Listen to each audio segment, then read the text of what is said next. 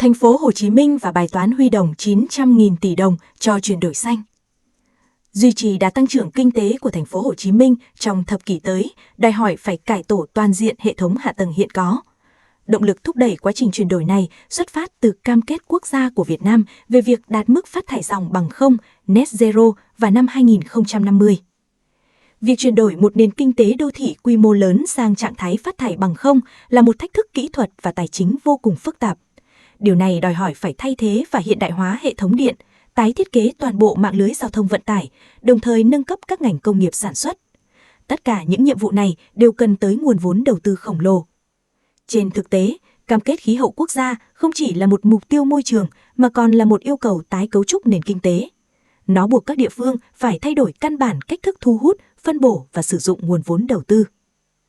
Biểu đồ phân tích cho thấy, thành phố Hồ Chí Minh cần khoảng 900.000 tỷ đồng để thực hiện quá trình chuyển đổi xanh. Trong đó, ngân sách nhà nước chỉ có khả năng đáp ứng khoảng 20% với vai trò vốn mồi ban đầu.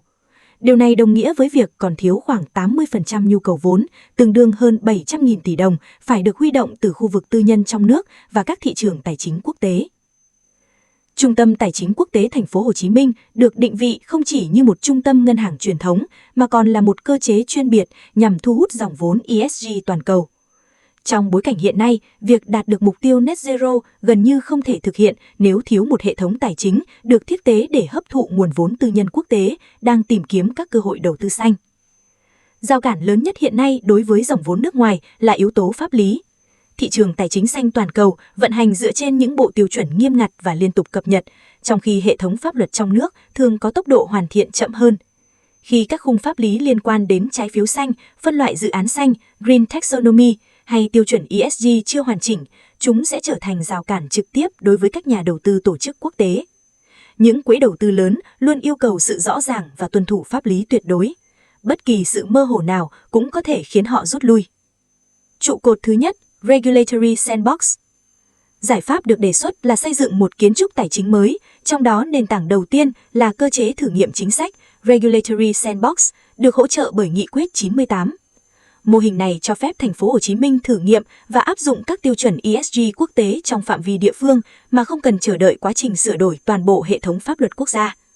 Bằng cách tách biệt môi trường pháp lý cho các hoạt động thí điểm, thành phố có thể rút ngắn chu kỳ hoạch định chính sách, đồng thời giảm thiểu rủi ro vận hành đối với các nhà đầu tư nước ngoài khi tham gia vào một thị trường mới.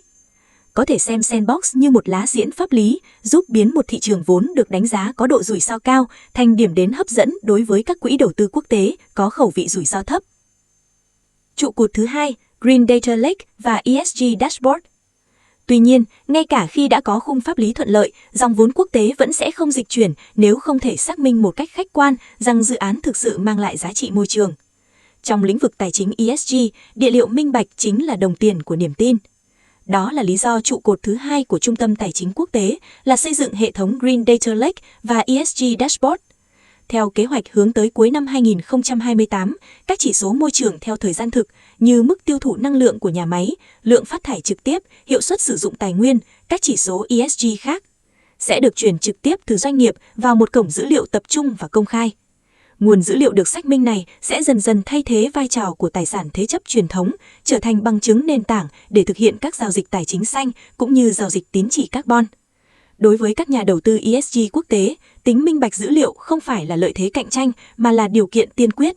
Nếu không có dữ liệu đáng tin cậy, dòng vốn sẽ không được giải ngân. Trụ cột thứ ba, Liên minh vốn xanh. Mô hình tín dụng truyền thống dựa chủ yếu vào tài sản thế chấp vật lý như bất động sản thường không phù hợp với nhu cầu tài trợ cho quá trình chuyển đổi xanh quy mô lớn. Để giải quyết vấn đề này, trụ cột thứ ba là xây dựng một liên minh vốn xanh kết nối đồng bộ, ngân hàng, quỹ đầu tư, doanh nghiệp, chuỗi cung cấp. Thông qua nền tảng số, các ngân hàng có thể cấp vốn dựa trên dòng tiền được xác minh thay vì chỉ dựa vào tài sản thế chấp.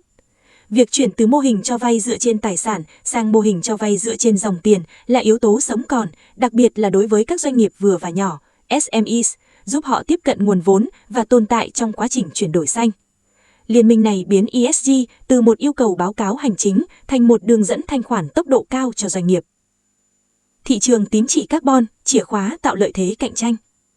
Khi kết hợp 3 yếu tố gồm sandbox pháp lý, hệ thống dữ liệu được xác minh và liên minh tài chính xanh, thành phố Hồ Chí Minh sẽ tạo ra một môi trường gần như không ma sát cho dòng vốn toàn cầu.